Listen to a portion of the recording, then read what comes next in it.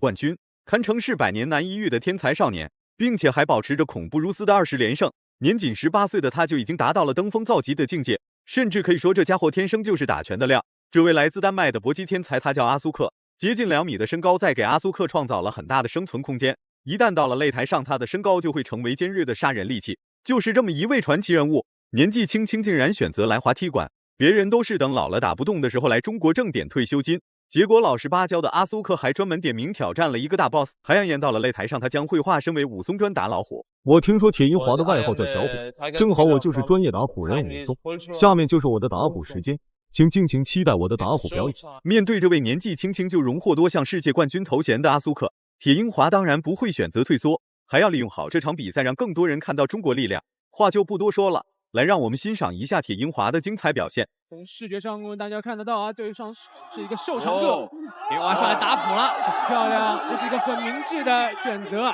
在这个大东翔的选手里面，铁银华是攻击性很强的一位选手啊。哇，这边小心，我滑倒了，看脚底下有水，因为刚才啊他在开场前喝了几口水之后，他自己吐在了自己神拳脚这边。好漂亮！阿苏克的身高完全就是个谜底，根本猜不透。这家伙的身高看上去比2米还要高，然而小虎铁银华却显得十分无力，唯一能做的就是迂回拉扯，等待合适的进攻机会。为了战胜眼前这位丹麦的搏击天才，铁银华在赛前做了很长一段时间的针对性训练，把击负拳训练到了另外一种境界。不过阿苏克一直把距离控制得很好，完全不给铁银华进入到内围作战的机会，这就在本就困难的比赛又增添了几分艰难。非常有天赋的考是在19岁才拿到了世界冠军。2014年是20连胜，目前的 KO 率过半，50%。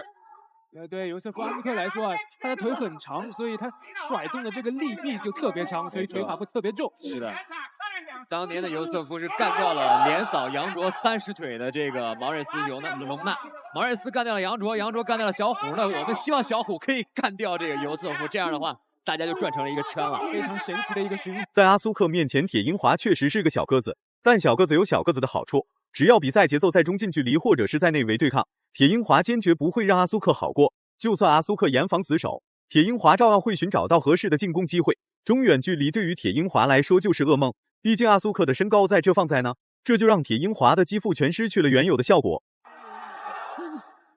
这个打法很明智的一种选择，要不和对手离开完全的攻击距离，要不切进去。在赛前，铁银华可是做了大量的体力对抗和耐力对抗，就是为了跟对方对抗的时候可以多次增加自己的密度。对方的这个攻击半径真的是很长，他这腿甩起来，感觉场地的1/3被他甩掉。对，铁银华已经退了2步了，对方的一个扫地还是能在攻击范围内。打虎，打身体。铁银华就想打虎以后，塞到下巴。阿苏克的躯壳很大，但脑袋很小，只需略微防守就可以抵挡住铁银华大部分的进攻。实在没办法的铁银华再次使出了一招击负拳，这些进攻貌似对阿苏克一点作用都没有，就跟挠痒痒的力度差不多。阿苏克就好像是一块难以被摧毁的大铁块，经过铁银华长时间的击打，最起码也应该有点反应了吧？这家伙的肋骨就像是钢铁做的一样坚硬，铁银华使出浑身解数也无法在短时间内将其击溃。再进去，打身体，对方顶膝啊！对方只要打中段的顶膝，把头稍微往下一搂，这超过自己15公分以上的选手。哇，刚好上头。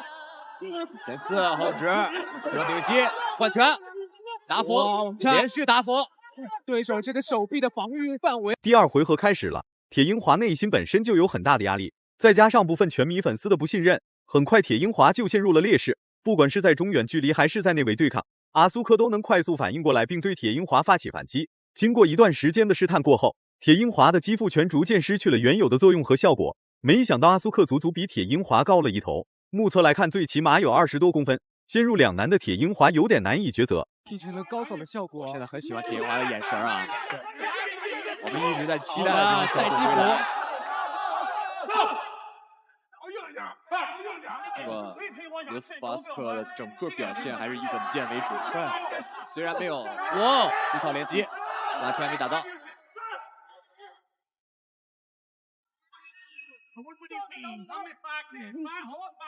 阿苏克可是丹麦有史以来最年轻的世界冠军，并且在18岁的时候就统治了整个欧洲。甚至比阿苏克大10岁的拳坛老将都不是他的对手。如此一来，击败铁银华那还不是手拿把掐的小事情。然而铁银华无时无刻都想进入内围与阿苏克展开对抗，奈何阿苏克的警惕性非常强，根本不给铁银华任何机会，还把铁银华牢牢控制在了中远距离。看来想在短时间内终结阿苏克是不可能的了。之后把自己肋部和脑袋全部给防住了。没错，有点像我看到的李小龙电影《死亡游戏》啊，当年的李小龙，对，没错。看看我们的小伙能不能打一些上勾，把这个中路的这个攻击的这个空档给打开。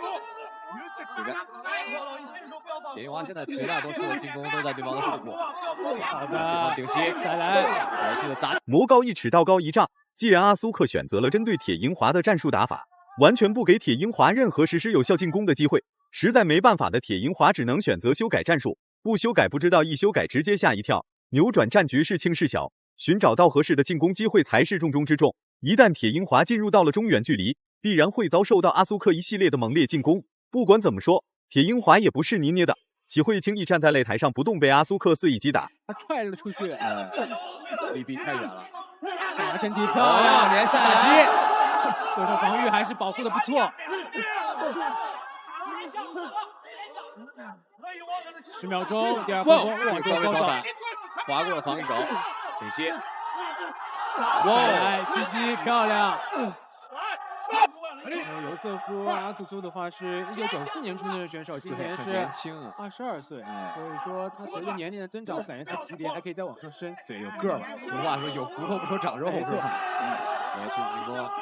第3回合开始了，第1回合算是铁银华压制住了阿苏克，第2回合阿苏克追平了比分。到了第3回合的俩人显得非常冷静，说不定下1秒就会有意外发生。保持20连胜不败的阿苏克发挥有点失常，很多动作都被铁银华死限制。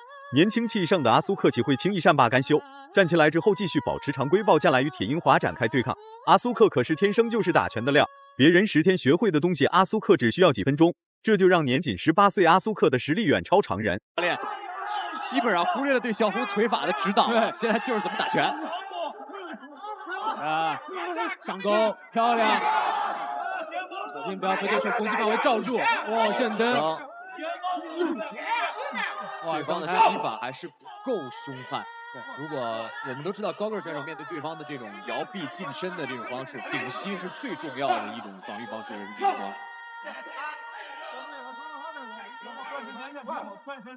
好，刚才是激荡之后，现在两人的比赛继续恢复。世界10大谜题之一，阿苏克的肋骨究竟是用什么做的？挨到了这么多次重击，依然能完好无损站在擂台上，看似双方的精神状态和体能都很充沛，时间就在这摆着呢。就算阿苏克是个铁人，铁银华是打老虎，那也应该有休息的时候。双方一直处于紧绷的状态，这个谁受得了？铁银华率先打破了僵局，一连串组合拳法打得阿苏克的脑袋嗡嗡的。都打退了，我看，对手这个抗击打能力也相当不错，又是一个袭击。现在是铁银华重击的机会，反过来了，对方一个反过来了。对，连续的前手，铁银华注意啊，对手这两个手臂一伸出来，是。教学直接来转身面拳，有开肘嫌疑。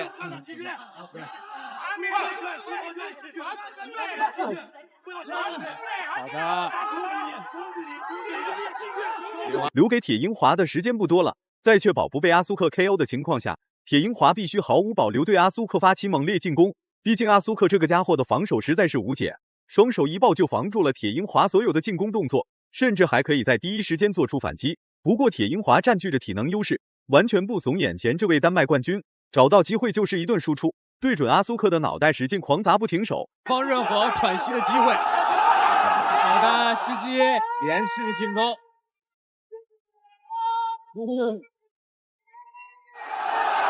对方彻底站不住了，气息上已经不行了。点步顶膝，高位扫，转身面拳。好，这一回合结束。